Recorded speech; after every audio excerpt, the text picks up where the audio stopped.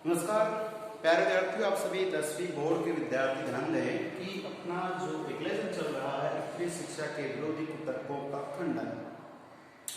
तो मुझे लगता है कि मैंने लगभग 2-3 वीडियो आपको जो सेंड किए हैं तो उसमें एक बात तो आप समझ चुके हैं कि इस पूरे पाठ में एक कहानी यही है कि जो महिला शिक्षा है, स्त्री शिक्षा है, तो आज तो खैर जमाना बहुत अधिक बदल चुका है। शिक्षा का प्रचार प्रसार हो गया है। शिक्षा क्या है, किसको इसकी आवश्यकता है, तो इस बात को शायद जमाना भले ही बात जान चुका है। इसलिए प्रत्येक व्यक्ति को शिक्षित किए जाने के हर संभव प्रयास किए जा रहे हैं। हमारी जो सरकारें हैं वो भी इसके प्रति जागृत हैं। बाकायदा जो नीति निर्देशक उसमें 11वें पॉइंट बना रखा है कि कोई भी माता पिता है जिसका बच्चा 6 से 14 वर्ष तक का बच्चा है, उसको पढ़ाना, स्कूल भेजना एक कंपल्सरी कार्य हो गया है। यदि कोई माता पिता अपने बच्चे को जो 6 से 14 वर्ष के उम्र के बच्चे हैं और उनको स्कूल नहीं भेजते हैं तो उन पे दंडनीय कार्रवाई हो सकती है। ऐसा एक नियम बना दिया गया है। इसका मतलब है कि आज के भारत में शिक्षा का प्रचार प्रसार है, बढ़ चढ़ कर हो रहा है और ये शिक्षा जो है प्रत्येक मनुष्य का हक बन गया है। चाहे वो लड़का हो, लड़की हो, किसी भी जाति संप्रदाय धर्म का हो, उसे शिक्षा लेने का, प्रशिक्षित करने का पूरा अधिकार है। तो आज के भारत में तो उसके आप इसको समझे ना समझे कोई बात नहीं है, लेकिन बात कर रहे हैं कि जब ऐसा जमाना था, जब प्राचीन काल में राजा महाराजों के टाइम की बात कर ले तो उस समय जो उच्च कुल की महिलाएं थी वो भी पढ़ाई लिखाई करती थी और पढ़ाई लिखाई भी गुरु के माध्यम से करती थी। और उस समय ये था कि एक तबका, एक समुदाय, एक ऐसे विशिष्ट लोगों का एक ग्रुप बन गया जो चाहता था कि महिला पढ़ नहीं पाती है और संस्कृत भाषा चली जाती है। संस्कृत भाषा में जो महिला बोलती है तो ठीक है, नहीं तो फिर वो पाप कर रही है, क्योंकि संस्कृत को अशुद्ध पढ़ना वास्तव में पाप है। लेकिन धीरे धीरे शुद्ध पढ़ सकते हैं ना, पूरा बड़ा सा शब्द होता है, लेकिन उसको टुकड़े करके सरल भाषा बना के पढ़ सकते हैं। तो ये मान के चले कि कोई लंबा शब्द है, संस्कृत भाषा की बात है, यदि कोई महिला या कोई पुरुष उसमें पढ़ नहीं पाता, इसका मतलब उसको अनपढ़ समझ लिया जाता था, उसको समाज में हे दृष्टि देखा जाता था और महिला को तो कहीं बोलने का अवसर नहीं मिलता था। उस जमाने के ऐसे लोग जो महिला का पढ़ा लिखा जो ज्ञान है उसको गलत मानते थे, उनके लिए क्या रखा गया यहाँ पे कि जो आचार्य माता प्रसाद द्विवेदी है वो चाहते हैं कि जो ऐसे कुतर्क खंड है उनका खंडन किया जाए, उसका निराकरण किया जाए। खंडन का मतलब एक शब्दावली है। आज मैं आपको जो वीडियो देने वाला हूँ यही है।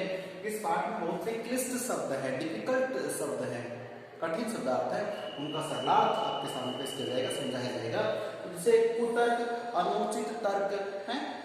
और खंडन का मतलब होता है तोड़ना नहीं होता है कि आपने जो कहा है, जो बात आपने कही, जो लांछन आप लगाया उसका निराकरण करना, उसका समाधान करना। तो किसने किया? महादेव प्रसाद द्विवेदी ने किया है। ठीक है।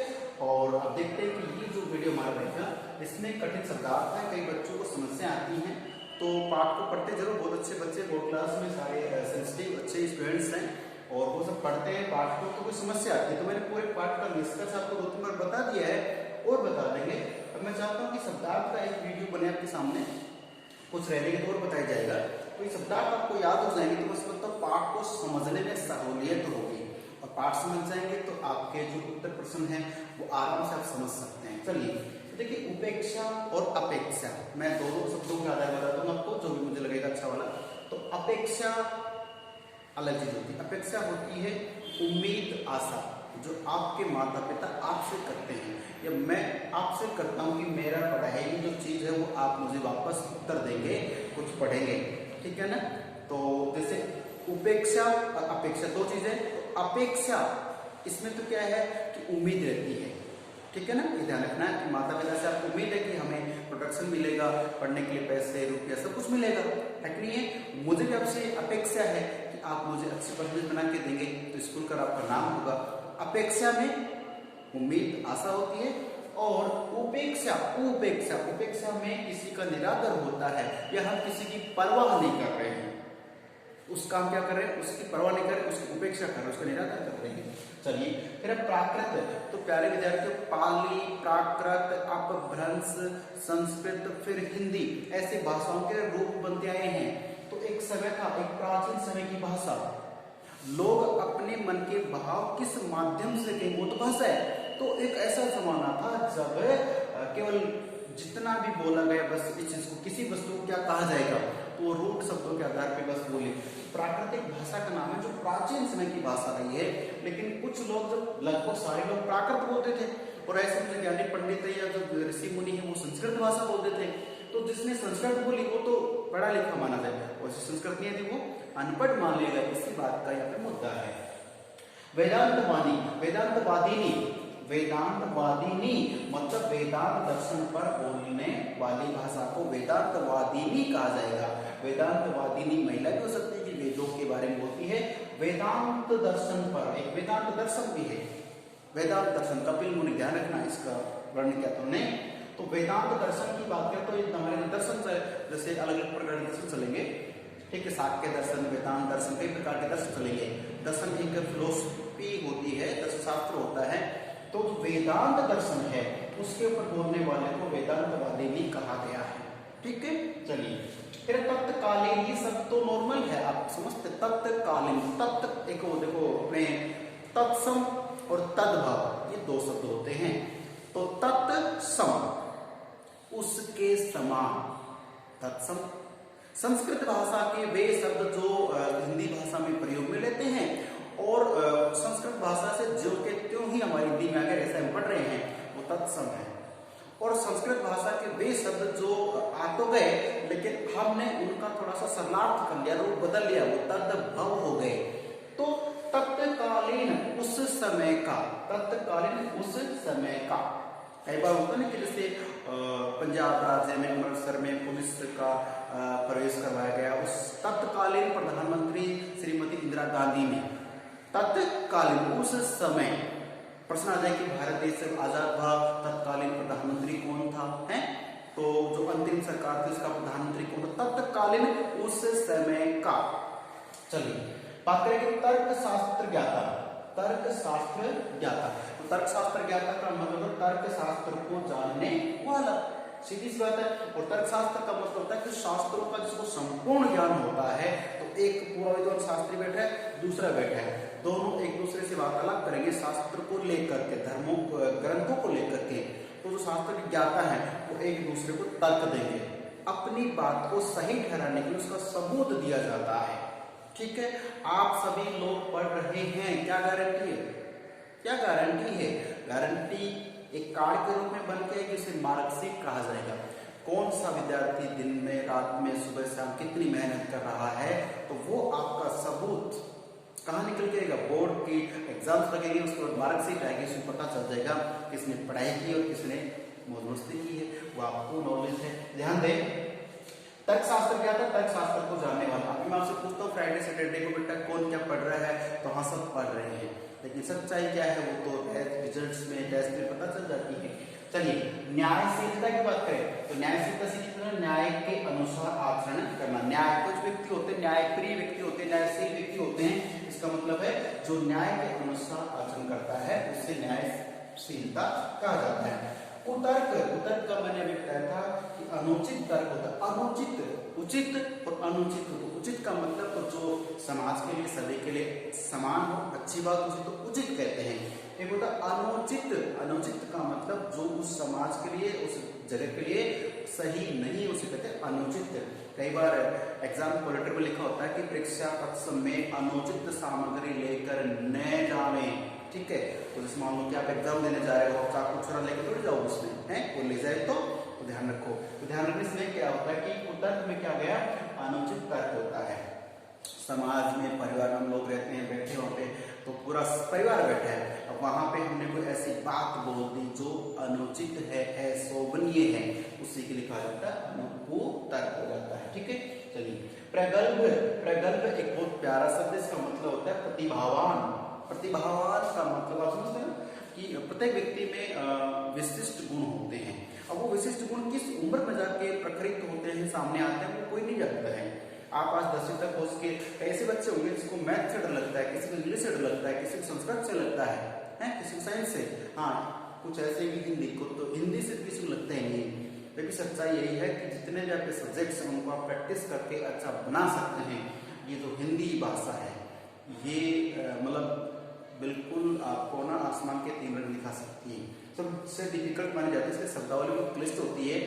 तो हो सके 10th तक आप किसी चीज को डिफिकल्ट मानते हैं, लेकिन आफ्टर 10th आप किसी स्पेशल सब्जेक्ट में एक्सपर्ट हो जाए तो क्या हो जाएंगे आप मतलब प्रतिभावान हो जाए। ठीक है, आदृत, आदृत का मतलब सम्मान देना, आदर देना, आदृत कहते हैं। देखिए प्यारे विद्यार्थियों, मैं चाहता हूं कि मेरे इस वीडियो को आप सुनेंगे तो लगभग शब्दार्थ को आपको सुनकर याद हो जाएंगे। एक आप खुद पढ़ते, एक मैं आपको रीड करके समझा रहा हूं तो आपको याद हो जाएंगे, और ये याद पाठ समझ में, अगर पाठ समझ आ गया तो क्वेश्चन आंसर बिल्कुल सरल हो जाएंगे। आगे और कर लेते हैं विज्ञ। विज्ञ का मतलब तो समझदार होता है, क्या होता है? समझदार कहो, विद्वान कहो। ब्रह्मवादी, ब्रह्मवादी होता है वेद पढ़ने पढ़ाने वाले को ब्रह्मवादी कहा जाएगा। फिर दुराचार, दुराचार न तो हमें सहना चाहिए न करना चाहिए। क्यों भाई? क्योंकि होता है निंदनीय आचरण। निंदनीय का मतलब आपने जो आचरण किया है, आपने जो व्यवहार किया है वो कैसा है? निंदा के योग्य है। कई बार आप जैसे स्कूल में हैं तो आप कक्षा में किस तरीके से बैठ रहे हैं, सीट आपकी अलग है, आप किसी को पैर लगा रहे हैं, किसी से कुछ मांग रहे हैं, किसी कुछ कह रहे हैं, तो ऐसे में क्या है कि आपका आचरण निंदा के योग्य होता है, आपकी निंदा की जाती है, आपकी बुराई की जाती है, आपको डांटा फटकारा जाता है, उसे कहते हैं दुराचार। उसके बाद बात करें सह धर्मचारिणी। सह का मतलब साथ में, धर्म का मतलब एक क्रिया होती है, धर्म होता है, एक नियम होता है, और चारणी का मतलब चलने वाले, अर्थात जिंदगी में साथ साथ चलने वाले एक महिला होती है, उसको पत्नी के रूप में, एक रिश्ते के रूप में माना जाता है। तो पत्नी को एक जमाना था तब क्या माना जाता था, उसके बीच में जमाना है तब क्या माना जाता था, और आज क्या माना जाता है, आप अच्छी तरह समझते हो। माना जाए तो पति और पत्नी दो ऐसे एक मतलब जोड़ा है, एक दंपति है, एक रिश्ता है कि उन दोनों के बीच में अगर अच्छी साझेदारी है, अंडरस्टैंडिंग है, तो उस घर में, उस परिवार में कभी कलह नहीं होता है, ज्ञान में वृद्धि होती है, यश में वृद्धि होती है। तो बस ये होता है कि पत्नी को भी समझ होनी चाहिए और उसके जो पति हैं, बेटा बेटी हैं, परिवार है, उसको भी उसकी रिस्पेक्ट के बारे में ज्ञान होना चाहिए। हमें इनकी कदर करनी चाहिए, इनको परिवार की कदर करनी चाहिए। बस फिर क्या है कि वो घर स्वर्ग जैसा रहता है।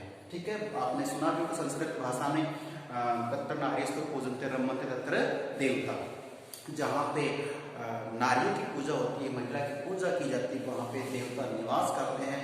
लेकिन कई बार समाज में आजकल आप 1-2 दिन का अखबार पढ़ना है ना, किस प्रकार की घटनाएं आती हैं, पत्नी को पीटा जाता है, मारा पीटा जाता है, या फिर पत्नी कई बार कुछ ऐसी हरकतें करती है। तो कुल मिला के अपनी सोच समझ की बात करते हैं। चलिए, कालकूट। कालकूट तो भाई ना तो पीना न पिलाना, जहर होता है कालकूट। ठीक है, चलिए कालकूट जहर। वैसे कोई जहर बोले तो हम समझ जाते कि जहर पी रहे, और हम आए दिन बीड़ी सिगरेट तंबाकू का इतना सेवन बढ़ रहा है आजकल। देखिए पहले उम्र थी जब मान लीजिए 40-50 साल के व्यक्ति होने के बाद में हुक्का पानी ये पीते थे, और आज आप देख सकते हैं, मैं समझता हूँ कि 12-13 साल की उम्र से लेकर के सभी जो हैं इस प्रतिस्पर्धा की दौड़ में चल रहे हैं, है ना। और एक सिगरेट पीना, बीड़ी पीना एक शान समझते हैं। कमाल की बात है, स्कूल से निकले क्या, लगभग स्कूल में स्टार्ट हो जाते हैं, और स्कूल से निकले में कॉलेज में अगर गए और अगर आपने ये नहीं किया तो लगता ही नहीं है कॉलेज में आ गए। प्यारे विद्यार्थियों, मैं आपसे रिक्वेस्ट कर रहा हूँ कि जो जीवन मिला है, जो शरीर मिला है, ये अच्छे कुछ मतलब जीने के लिए मिला है।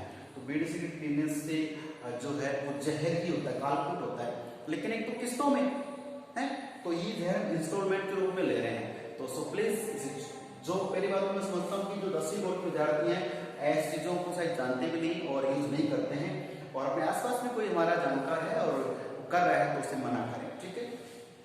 कुकल। कुकल होता है बुरा परिणाम। क्या होता है? बुरा परिणाम होता है कुकल। बड़ा अच्छा है। वैसे मैं कहते हैं एक, अगर मैं इसको कह दूं कल, तो कल का मतलब मशीन भी होती है, कारखाना भी होता है, मशीन कल, और आने वाला कल भी होता है। एक ही शब्द 2-3 अर्थ निकलते हैं। कुकल, को यानी बुरा हो जाता है, उल्टा, कुलक्षणा, कुकर्म, तो इसलिए को यानी एक उपसर्ग है, तो कल का मतलब से परिणाम हो गया ना। चलिए, तो कल तो बुरा परिणाम। पीयूष, पीयूष, तो पीयूष देखो अमृत को कहा जाता है और अमृत आप जानते हो कैसे बनता है, लेकिन आज के समय में तो जल ही अमृत हो रहा है। अगर शुद्ध मात्रा में जल हमें प्राप्त होता है तो मान के चलिए कि शरीर के सारे रोग दोष दूर हो जाते हैं। लेकिन आज हम क्या मानते हैं कि हमारे घर में प्योरिट लगा हुआ है, एक्वागार्ड लगा हुआ है, वो बड़ा अच्छा पानी आता है। बिल्कुल नहीं आता है, इस बात का फैक्ट है। इससे अच्छा है कि आप पानी को गर्म कर ले, गर्म कर ठंडा कर ले, पी लीजिए। उससे ये तो कन्फर्म है कि वो पानी है उसमें अपशिष्ट पदार्थ नहीं है, रोग नहीं हो सकते। हाँ, पानी को उबालने के बाद भी ये मत मानना कि बिल्कुल हमें कुछ एनर्जी देगा, बिल्कुल नहीं है, क्योंकि पानी में एनर्जी होती थी, लेकिन आजकल पानी में अशुद्धता है, इसलिए पानी पीने से भी हमारे को बीमारियां हो रही है। बात यही है। एक जमाना था जब बिल्कुल शुद्ध पानी निकलता था, वैसे है ना, और पीने से आधा एनर्जी मिलती थी। आप बहुत अधिक काम कर रहे हैं, बहुत अधिक काम कर रहे हैं, प्यास लग गई है तो आप 2 मिनट बैठ के पानी पीते, उस पानी पीने के बाद एनर्जी मिलती थी। लेकिन आज आप देखते हो कि एनर्जी के लिए अनेक लोग 400 मिला के पीते हैं, जो भी है। उसके बाद बात करेंगे पीयूष के बाद में, तो पीयूष अमृत होता है, ना नहीं समझना है। दृष्टांत की बात करें, दृष्टांत होता है उदाहरण। और देखिए प्यारे विद्यार्थियों, आप 10वीं में हैं तो आपके जो पद व्याख्या होती है ना, पद दृष्टांत भी एक अलंकार है, उदाहरण भी एक अलंकार है। दृष्टांत में एक बात कही जाती है, उदाहरण में जैसे जा जिस तरह से आ जाता है। ठीक है, चलिए फिर बात है व्याभिचार। व्याभिचार का मतलब विद्यार्थी कभी करना ही मत। आपको ये व्याभिचार होता है पाप, कोई भी कुकर्म, गलत कार्य, है ना, ध्यान रखना। उसके बाद है विकसित। विकसित का मतलब होता है पागल। क्या होता है? पागल। मैड बोलते हो, इडियट बोलते हो। हालांकि एक अच्छी बात मैं ये कहना चाहूंगा, हमें अपनी जबान से, अपने मुंह से कभी किसी को भी पागल, इडियट, मूर्ख नहीं कहना चाहिए, क्योंकि हमें कोई हक थोड़ी ना कि हम किसी को भी ऐसी उपाधि दे दें, है ना। चलिए, तो वैसे विकसित का मतलब पागल कहा जाता है, जो मानसिक रूप से अपना संतुलन खो देता है, उसे पागल समझा जाता है। कुछ शब्द और रह गए हमारे यहाँ पे। देखिए मैं यहाँ पे ले आया आपको कि मुमानियत।